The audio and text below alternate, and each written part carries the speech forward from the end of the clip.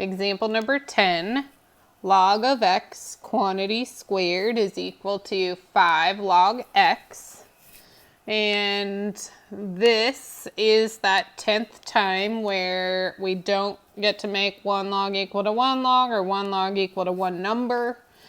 Usually, if this class was face-to-face, I put this problem as an example on the board and let students try to work on it after I've done some examples. And I do usually give them a hint, but I'm going to call it a note for our purposes.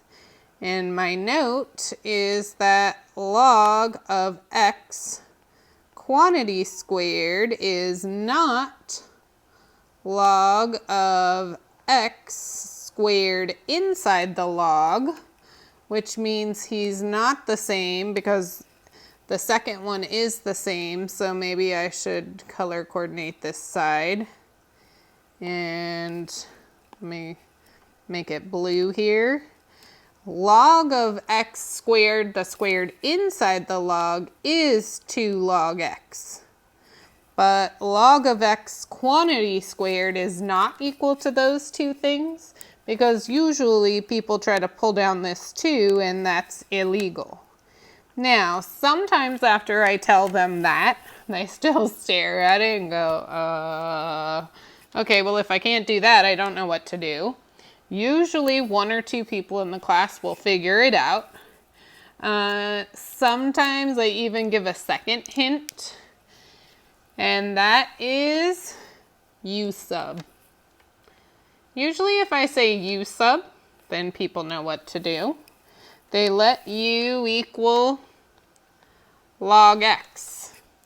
And if you view him as u squared equal to 5u, when you have a squared, you need to make one side equal to 0. Well, sorry, a u squared and a u to the first power, you make one side equal to 0. So u squared minus 5u equals 0. And especially when we have 2 terms, we need to look for a GCF first. My GCF here is u times u minus 5 equals 0. So u equals 0, u minus 5 equals 0, or u equals 5 and u equals 0. I just rewrote that one because now I need to put back in my x's, which is log of x equals 0 and log of x equals 5. And once I have 1 log equal to one number, then I'm ready to base both sides. When I'm just log and I don't see a base, it's base 10. 10 raised to the log of x, 10 raised to the log cancels and x falls out. 10 to the 0 power is 1. 10 raised to the log of x, 10 raised to the log cancels and x falls out. 10 to the 5th power is a 1 with 1, 2, 3, 4, 5 zeros behind it. So x equals 1 and x equals 100,000. And I'm not actually checking my answers. I'm checking to see, does 1 make the inside of an original log 0 or negative? Nope. Does 100,000 make the inside of an original log 0 or negative? Nope. So solution set 1, 100,000. And is this actually doable without a u sub? My vote is yes.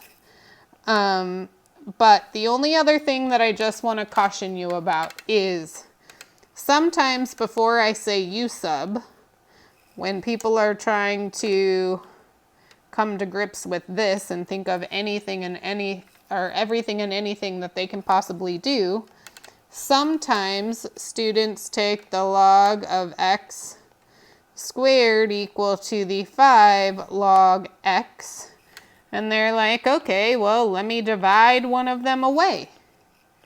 And why is that illegal? Because you should never divide by who you're solving for. There are rare occasions where you do want to do that. And would it make one of them go away? And would you get log of x equals 5 and the 100,000 answer? Yes, but you'd be missing one of your answers of 1. Again, you next to never, or I'm going to say you never because it's pretty much always, except for on very, very rare occasion. You never want to divide by who you're solving for. So anytime that you're tempted to divide by who you're solving for, like even if you looked at this and wanted to divide by u, illegal when you're trying to make it say u equals, if you're tempted to divide by who you're solving for, make one side 0.